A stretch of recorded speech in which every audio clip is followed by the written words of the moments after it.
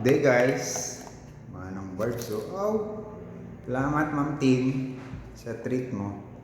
130 pesos to. Yan yung gatas bagay sa mainit na panahon.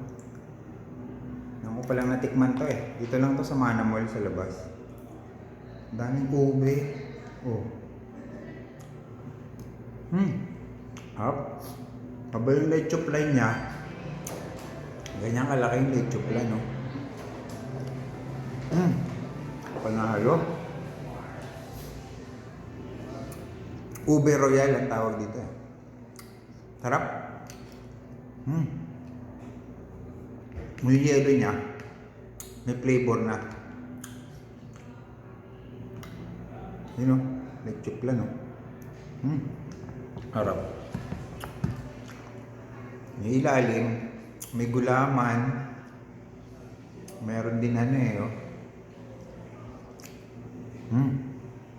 saging. Panalo, 130 pesos. Thanks for watching.